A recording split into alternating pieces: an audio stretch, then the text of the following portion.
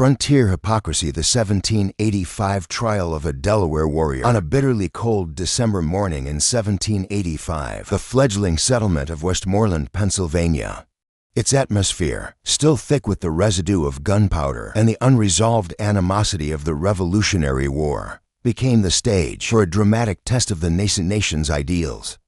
Within the confines of a dimly lit garrison cell, a Delaware native named Mamachdaga sat in chains, his hands bearing the stains of the blood of 2 white colonists.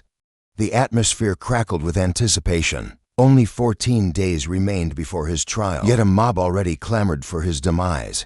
The sheer audacity of a lawyer, his breath heavy with the scent of whiskey, who dared to represent him, sent shock waves through the frontier. "You seek payment in beaver pelts," the interpreter whispered incredulous, as the lawyer leaned in to converse with Mamachdaga. The indigenous man, his countenance etched with defiance, murmured in Unami, "Inform him that I will barter pelts for my life." Outside, townspeople spat at the garrison walls, their rage overflowing at the mere notion of a savage receiving legal counsel. By nightfall, threats hung in the air like the specter of the gallows. "We will string up the lawyer as well." However, the most unsettling detail lay hidden within the court archives. Mamachdaga, inebriated on purloined rum, had committed the killings without remorse, but later sober and in confinement, he had used herbal remedies to cure the jailer's ailing child. Was he a man or a monster, a diplomat or a fiend, and why did his lawyer, risking a lynch mob, argue that his intoxication was relevant in a territory where civilized justice summarily executed indigenous men without the benefit of interpreters? The rope parted twice before Mamachdaga finally met his end, but the true question was not how he perished.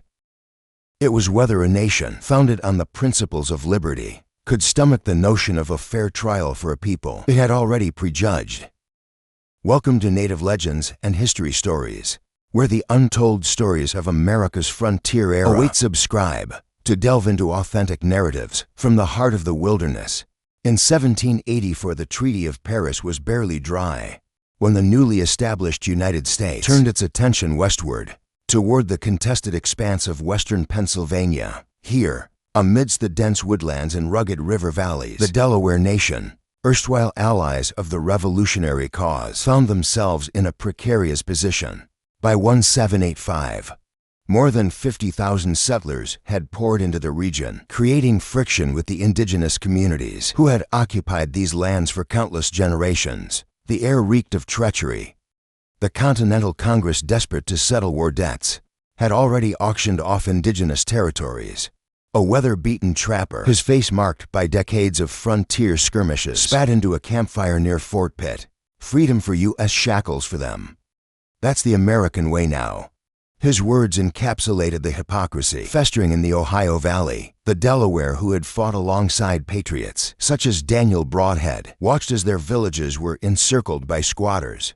The 1784 Treaty of Fort Stanwix, a sham negotiated with Iroquois tribes who had no legitimate claim to Delaware lands, deprived them of their ancestral homelands. Maps of the period illustrate the story. Surveyors' grids dissected hunting grounds, reducing an entire people to outlaws in their own territory. Post-revolutionary America took pride in its Enlightenment ideals, yet its frontier was a crucible of lawlessness.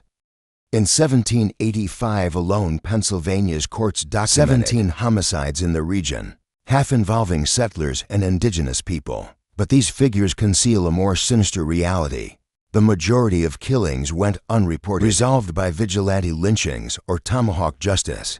The Delaware designated friendly Indians during the war now faced retaliation for raids carried out by hostile Shawnee bands.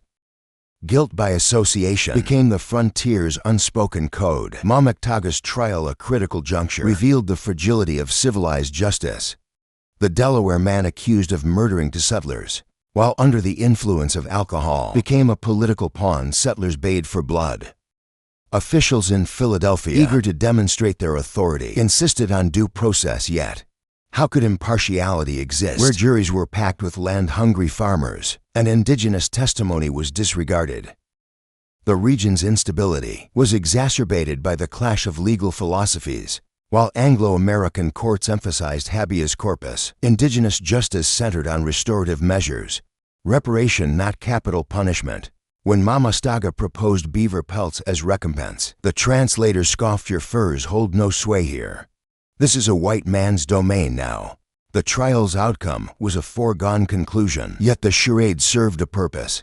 It allowed Pennsylvania's elite to feign civilization while appeasing the settler's thirst for vengeance.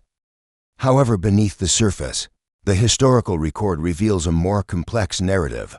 Journals from Fort Pitt document that Mamastaga's victims, Smith and Evans, had trespassed on Delaware territory under the guise of borrowing a blanket, a thinly veiled excuse for theft, the rum that fueled Mamastaga's violent actions, traded illicitly by settlers, exploiting indigenous vulnerability to addiction.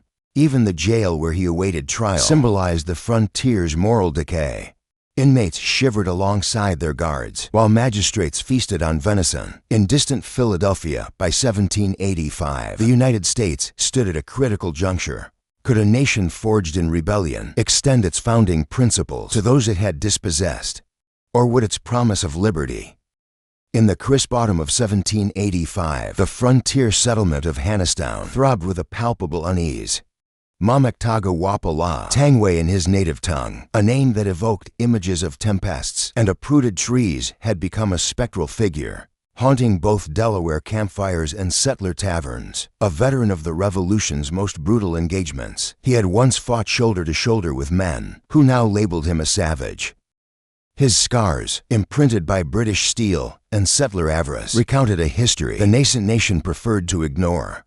The lawyer, a Princeton-educated Scots-Irishman with ink-stained digits, maintained his office near the courthouse. His ledger, bound in weathered leather, recorded a fateful transaction. On October 12, 1780, for Smith, the roofer requested a woolen blanket, pledged to trade fairly with the Delaware. May God have mercy on them both. Smith, a man whose craving for whiskey rivaled his appetite for risk, vanished into the wilderness with that blanket, initiating a sequence of events that would shatter the frontier's tenuous peace. On November 3rd, beneath a waning crescent moon, Smith stumbled upon a Delaware hunting camp north of Fort Pitt, the lawyer's blanket draped over his shoulder. Witnesses later testified that he had demanded more than just shelter. Evans, his companion, bartered a jug of Manninghila rye with Mamactaga, whose hands trembled not from the cold but from a craving no fire could satiate. By nightfall, the cabin reeked of perspiration and spirits. McMurtig, his judgment clouded by rum, accused Smith of larceny. "This will reeks of deceit," he bellowed in broken English, according to Freeman, a diminutive trapper, who narrowly escaped with a slashed shoulder. The French trade knife flashed twice, once for Smith's lung, once for Evans's thigh. Blood gathered on the earthen floor, appearing black in the firelight. Yet what transpired next perplexed the militiamen who arrived at dawn. Mamactaga sat motionless beside the corpses, his knife cast aside. No escape, no defiance, only a vacant stare. Kilbuck, the Delaware sachem, arrived too late. "Our brother's spirit drowned in the white man's firewater," he murmured to the militia captain, his voice faltering. "Now his body will drown in your animosity."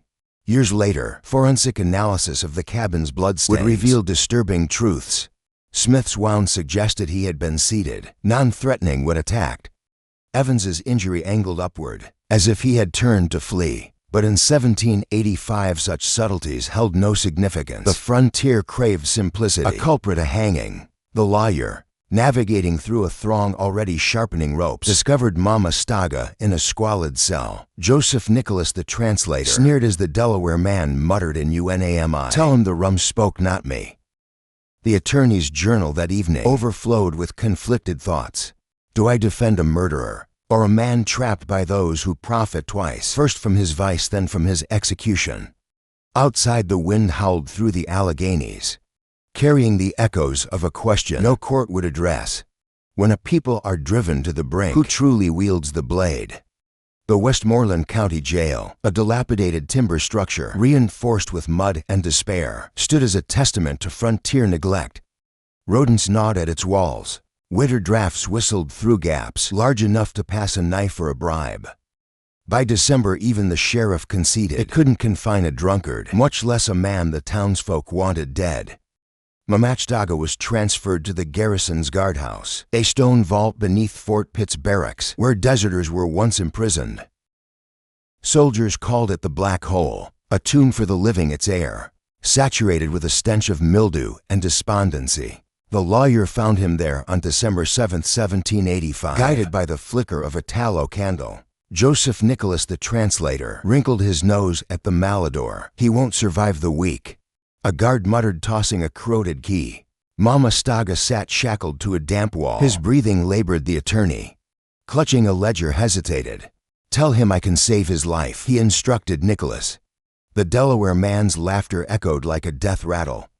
"Life," he croaked in unami. "The white men stole that when they seized our land. Now they want my breath as well." Negotiations proceeded in fragmented sentences. The lawyer demanded beaver pelts, currency, in a region where coinage was scarcer than compassion. Mamachdaga countered with a trapper's pragmatism. 20 pelts for my liberty, 10 for a swift demise." Nicholas, translating, added his own sneer. "He thinks this is a trading post." Yet as the lawyer persisted, a darker truth emerged. The pelts were not Mamachdaga's to offer. They belonged to his clan, hidden in a cache near the Allegheny. To trade them was to pilfer from his people's survival.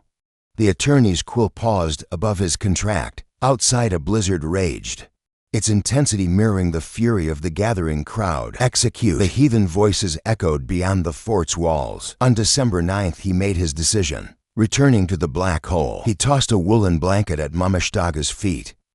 "Your furs," he declared, "will provide warmth, not liberty." The gesture smacked of Quaker righteousness or calculated performance. Frontier journals later revealed the lawyer's ledger entry: "A living client is preferable to a corpse, incapable of payment yet in that frigid cell."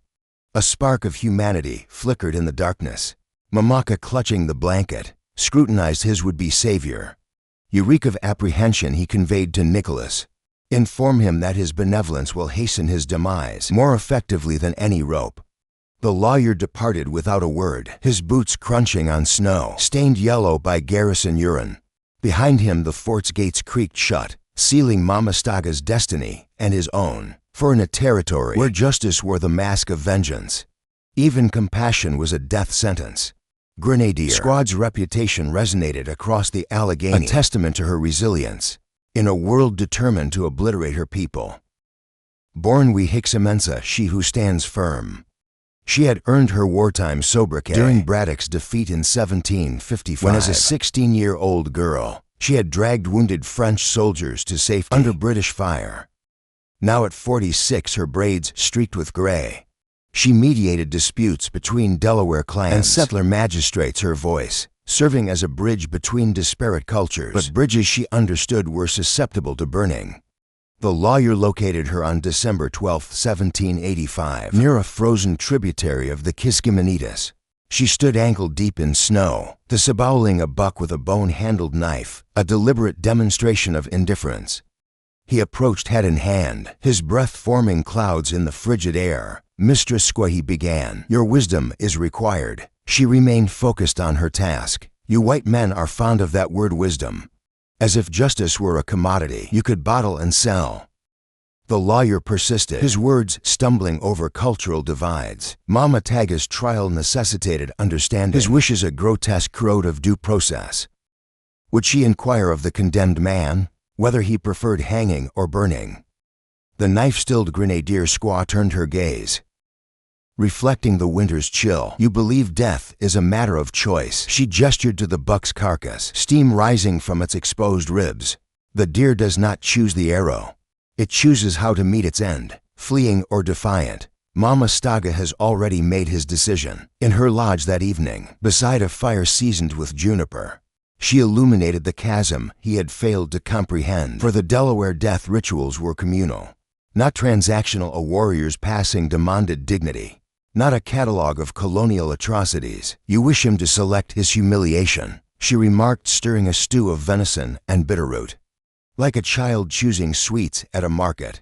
The lawyer, clutching his ink pot as if it were a talisman, countered with Blackstone's commentaries, the law's cold calculations. Grenadier Squaw laughed, a sound like cracking ice. "Your books are filled with the ghosts of dead men." Ours are inscribed here. She pressed a palm to her chest, where a bear claw pendant rested. Mama Taga's spirit knows its course. Your hanging it is a trivial matter. To him a mosquito bite on a dying man. As he departed empty-handed, she watched him disappear into the pines. He will learn, she murmured to her granddaughter, that some questions have no answers, only echoes days later. As mobs clamored for blood, Grenadier Squad dispatched Mama Taga, a deerskin pouch tobacco mixed with yarrow, a Delaware remedy for fear. The guards confiscated it, discarding the herbs into a latrine, but the gesture lingered, a silent condemnation of a system that reduced life and death to courtroom theatrics. Her refusal to participate was not cruelty. It was clarity in a society where indigenous voices were suppressed by gavels and gallows. Silence became its own form of protest. And Grenadier Squad's silence resonated powerfully. The Westmoreland County Courthouse, a boxy limestone structure still exuding the scent of quarry dust, groaned under the weight of spectators. On January 9, 1786, Mamachdaga, his ankles chafed by shackles, was paraded past farmers clutching Bibles and Delaware observers excluded from the gallery. Chief Justices Thomas M. C. Keene and George Bryan